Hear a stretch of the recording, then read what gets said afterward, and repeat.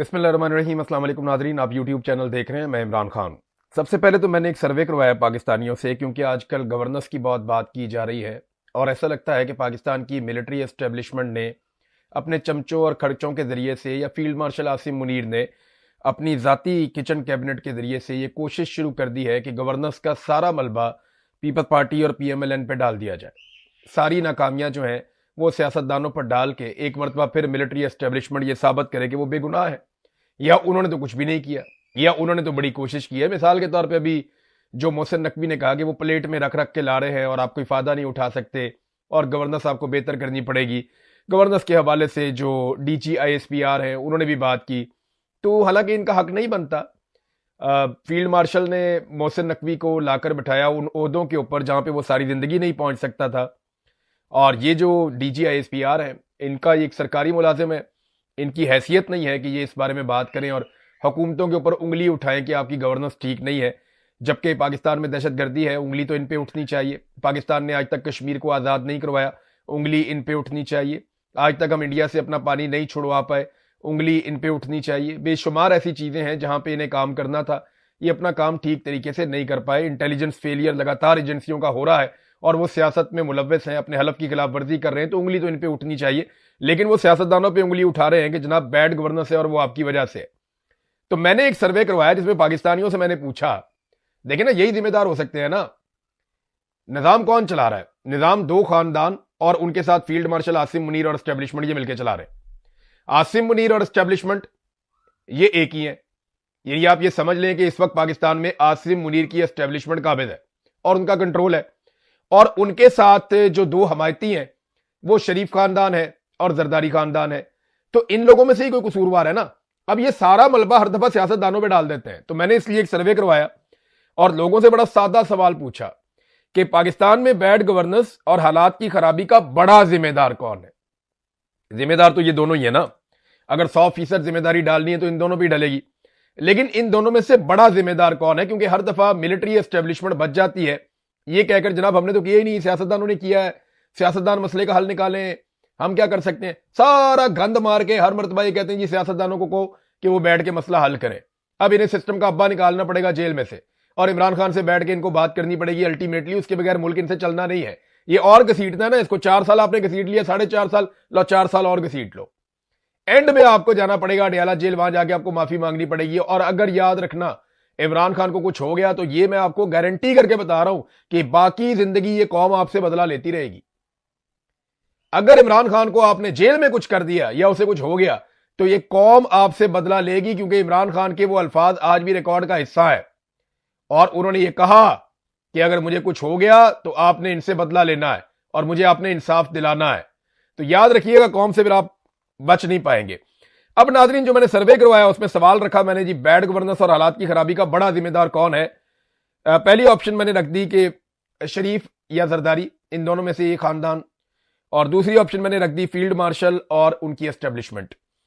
تو ناظرین لوگ تو بڑے کلیئر ہیں، 94% لوگوں نے، یعنی میں نے جب یہ سروے کروایا تو 20 منٹ کے اندر لگ بھگ 2000 سے زائد ووٹ پڑ گئے تھے۔ یہی ٹرینڈ پھر چلتا ہے سارا دن۔ 94% لوگوں نے فیلڈ مارشل عاصم منیر کے خلاف سروے میں ووٹ کیا۔ 94% پاکستانی یہ سمجھتے ہیں کہ پاکستان کے موجودہ حالات کی خرابی اور بیڈ گورننس کے لیے سب سے بڑا ذمہ دار فیلڈ مارشل عاصم منیر اور اسٹیبلشمنٹ ہے، جبکہ 6% لوگ یہ سمجھتے ہیں کہ سیاستدان بھی ذمہ دار ہے۔ تو یہاں سے نا زرداری صاحب اور نواز شریف صاحب کو حوصلہ پکڑنا چاہیے۔ یہ میری ویڈیو ان کے لیے ہے جو نواز شریف اور زرداری صاحب کے چاہنے والے ہیں، وہ یہ میری ویڈیو کاٹ کے ان تک پہنچا دیں کہ میاں صاحب دیکھیں ابھی ہم نے سروے کروایا کہ پاکستان کے حالات کی خرابی کا ذمہ دار کون ہے، اور عام پاکستانی کہہ رہے ہیں کہ 94% لوگوں کا ماننا ہے کہ فیلڈ مارشل عاصم منیر اور اسٹیبلشمنٹ ذمہ دار ہے، 6% لوگ آپ کو ذمہ دار قرار دے رہے ہیں۔ اس کا مطلب ہے کہ آپ کو اب بھی اسٹیبلشمنٹ کی گود سے اتر جانا چاہیے۔ یہ بلا وجہ کا بوجھ آپ نے لیا ہوا ہے، کیا ہو جائے گا؟ 1 الیکشن ہار جائیں گے آپ، 2 الیکشن ہار جائیں گے، لیکن آپ اپنی سیاست بچا لیں گے، اور پاکستان کے لیے آپ کو یہ کرنا چاہیے۔ کم سے کم 3 مرتبہ پاکستان کے وزیر اعظم رہے ہیں، اسٹیبلشمنٹ کو ان کی اوقات میں لے کر جائیں، سارے سیاستدان اکٹھے ہو کر بیٹھیں اور بیٹھ کے یہ فیصلہ کریں کہ پاکستان کی ملٹری اسٹیبلشمنٹ نے جو آج تک گد مارا ہے یہ اس کی قیمت چکائے۔ جو جرنیل قبروں میں ہیں ان کو نکال کے ان کا ٹرائل کریں، نہیں نکال سکتے قبروں کا ٹرائل کریں، آپ ان ڈکٹیٹروں کو آپ سزائیں دیں اور آئندہ کے لیے رستے بند کریں, اسی طرح پاکستان آگے بڑھے گا, ادروائز پاکستان نہیں آگے بڑھتا. ناظرین, D G I S P R نے ایک دو باتیں ایسی کہیں کہ میں نے پھر ان کی تصدیق کی ہے, مجھے اس لیے تھوڑا ٹائم لگا, میں یہ آپ کے سامنے رکھتا ہوں. ایک تو انہوں نے کہا جی کوئی اے ایس آئی نعیم ہے, اسے خنجر مار مار کے اس کی آنتیں باہر نکال دی گئی اس کے پیٹ میں سے, اور اسے کہیں وہ گھسیٹتے رہے سی ایم ایچ کے باہر, اور یہ وہ سب. میں نے پھر جناب سورسز کو سی ایم ایچ بھیجا, میں نے پوری کوشش کی کہ مجھے پتا چلے ایسی کوئی فوٹیج جس کے بارے میں وہ کہہ رہے ہیں کہ ویڈیو ہے جناب, اس کی آنتیں باہر نکال دی پیٹ کی اور اس کو سڑک پہ اوپر گھسیٹ رہے ہیں کشمیری یا کچھ ایسا ہے, اور یہ کوئی نعیم نام کا کوئی پولیس والا ہے, اس کے ساتھ یہ سب کچھ ہوا. تو میں نے یہ ہر لحاظ سے پتا کروایا, ایسا کوئی واقعہ رپورٹ نہیں ہوا, ایسی کوئی ویڈیو مجھے ملی نہیں. سی ایم ایچ کے جو سورسز ہیں وہاں میں نے بات کی, میں نے کہا جی آپ مجھے بتائیں کوئی ایسا بندہ کوئی اس قسم کا. انہوں نے کہا جی ایک پولیس والا عنایت نام کا ضرور تھا جو اس لڑائی میں اس کی جان چلی گئی اور وہ شہید ہو گیا, لیکن اس کی آنتیں کسی نے نہیں نکالی, بلکہ مجھے انہوں نے ایک تصویر بھی بھیجی ہے, وہ تصویر یہ میرے پاس موجود ہے. اب یہ بندہ جو ہے وہ شہید ہونے کے بعد اسپتال میں اس کی باڈی پڑی ہے, لیکن اس کا پیٹ نہیں پھٹا ہوا, پیٹ بالکل ثابت ہے. تو یہ کون سی آنتیں نکال کے لوگ گھسیٹتے رہے ہیں بندے کو. اب D G I S P R کے لیول پہ ایک ذمہ دار آدمی نے اگر یہ بات کی ہے تو انہیں وہ ویڈیو یا وہ چیزیں سامنے لانی چاہیے. ہم نے کوشش کی, ہمیں کچھ بھی نہیں ملا. نمبر 2, D G I S P R نے ایک اکاؤنٹ کے حوالے سے کہا کہ جوائنٹ عوامی ایکشن کمیٹی کا یہ اکاؤنٹ قرار دیا جاتا ہے کہ اس میں جناب سردار ابراہیم اور سردار قیوم نے پاکستان کے ساتھ الحاق کر کے غلط کیا, یہ اس اکاؤنٹ کے اوپر ٹویٹ ہوا ہے. تو اس پہ انہوں نے تنقید کی کہ دیکھیں اس قسم کا ان کا بیانیہ ہے. وہ میں نے پتا کیا تو وہ اکاؤنٹ جوائنٹ عوامی ایکشن کمیٹی کا اکاؤنٹ ہے ہی نہیں, وہ کچھ نامعلوم افراد نے اکاؤنٹ بنایا اور پہلے وہ جوائنٹ عوامی ایکشن کمیٹی کے فیس بک سے اور ٹویٹر سے انفارمیشن اٹھا کے لگاتے رہے, اور جب سب کو اس اکاؤنٹ کے اوپر یقین آنا شروع ہو گیا تو پھر انہوں نے 2 اس طرح کے ٹویٹ کیے, جن میں سے ایک میں انہوں نے حامد میر پہ اٹیک کیا اور دوسرے میں انہوں نے پاکستان کے ساتھ جو کشمیر کا الحاق کا فیصلہ ہے اس کے اوپر انہوں نے اس تنازع کو ہوا دی. تو یہ اکاؤنٹ جوائنٹ عوامی ایکشن کمیٹی کہتی ہے نہ یہ اکاؤنٹ ہمارا ہے, نہ اس پہ انفارمیشن ہم ڈالتے ہیں, نہ ہمارا اس کے ساتھ کوئی تعلق ہے. یہ کوئی فالس فلیگ آپریشن کے لیے اکاؤنٹ بنایا گیا ہے جس سے نفرت پھیلائی جا رہی ہے اور اس نفرت کو ہمارے کھاتے میں ڈالا جا رہا ہے. یہ ویسے ہی ہے جیسے میں نے آپ کو ماضی میں بتایا کہ پاکستان تحریک انصاف کے بہت سارے اکاؤنٹس بنائے گئے ہیں. میں نے آپ کو یاد ہے آج سے تقریباً 6-8 ماہ پہلے بتایا تھا کچھ ایسے اکاؤنٹس میں نے شارٹ لسٹ کیے اور میرے ٹیم کے لوگوں سے میں نے کہا ان کو نکالو. تو کم سے کم بھی سینکڑوں ایسے اکاؤنٹ ملے جن میں عمران خان اور فیلڈ مارشل عاصم منیر دونوں کی تعریفیں ایک ہی اکاؤنٹ سے ہو رہی تھی, اور وہ اکاؤنٹ آپریٹ ایک ہی طریقے سے ہو رہے تھے, اور وہ ایک ہی طرح کی چیزیں جو ہیں وہ رپورٹ کرتے ہیں. تو ایسے فالس فلیگ آپریشن آج کل کیے جاتے ہیں. پاکستان کی ملٹری اسٹیبلشمنٹ کا یہ آج کل خاصہ بھی ہے, اس کو بہت پسند کرتے ہیں. محسن نقوی نے جیسے ہی گورننس کا معاملہ اٹھایا اور D G I S P R نے بھی اٹھایا, اب D G I S P R تو تگڑے آدمی نے, یونیفارم پہنا ہو تو سارے ڈرتے ہیں, ساتھ ہی انصار عباسی نے وزارت داخلہ کے سکینڈلز پر کام شروع کر دیا. آپ اندازہ کریں کیسے ہمارے صحافی کہ وزارت داخلہ کے سکینڈل اب یہ محسن نقوی کے بیان کے محتاج تھے کہ جس دن Mohsin Naqvi P M L N یا پیپلز پارٹی کے مفاد کے خلاف جائے گا یا روایتی سیاست دانوں کے مفاد کے خلاف جائے گا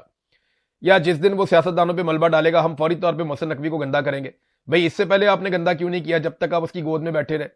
تو اب جناب انصار عباسی صاحب جو ہیں وہ یہ کام کر رہے ہیں. تو مزے کی بات یہ ہے کہ ہمیشہ ایک کام ہوتا رہا پاکستان میں جو اس مرتبہ نہیں ہو رہا. پاکستان میں یہ ہوتا رہا ہمیشہ کہ اپوزیشن جو ہے نا وہ اسٹیبلشمنٹ اور حکومت کی لڑائی کا فائدہ اٹھاتی رہی. ہمیشہ یہی ہوتا رہا کہ جب بھی حکومت کی اور اسٹیبلشمنٹ کا جھگڑا ہوتا تھا نا تو اپوزیشن فائدہ اٹھاتی تھی. لیکن مزے کی بات یہ ہے کہ اس مرتبہ اپوزیشن حکومت کو حوصلہ دے رہی ہے کہ کھڑے ہو جاؤ, کوئی بات نہیں. یعنی عام پاکستانی یہ کہہ رہا ہے کہ قصوروار تو اسٹیبلشمنٹ ہے. یہ سروے جو میں نے کروایا وہ بھی یہی بتا رہا ہے, اور لوگ کھڑے ہیں آج اسٹیبلشمنٹ کے خلاف. D G I S P R اور محسن نقوی پہ زیادہ تنقید ہو رہی ہے سیاست دانوں کی نسبت, کیونکہ لوگ یہ سمجھتے ہیں کہ یہ لوگ رسپانسیبل ہیں جو زبردستی مسلط ہو گئے ہیں. نئے صوبے بنانے کے خلاف جو ہے وہ باقاعدہ سندھ تو کھل کے سامنے آ گیا, ان کے وزیر اعلیٰ نے بھی کہہ دیا, ان کے جو سعید غنی صاحب ہیں انہوں نے بھی سٹیٹمنٹ دے دیا, پنجاب والے بھی ڈرتے ڈرتے سٹیٹمنٹ دے رہے ہیں کہ جناب نئے صوبے ہم نہیں بننے دیں گے, ہماری عوام اس کے خلاف ہے اور کوئی ضرورت نہیں ہے یہاں پہ نئے صوبے بنانے کی. تو وہ تو کھل کر سامنے آ گئے, وہ نہیں بننے دیں گے. دیکھیں روایتی سیاسی جماعتیں, ان کا سروائیول وہ پرانی جو بھی ایک سسٹم بنا ہوا ہے, صوبائی اسمبلیاں, قومی اسمبلی, ان کے اندر ہی ہے. یہ کوئی بھی تبدیلی ایکسیپٹ نہیں کریں گے.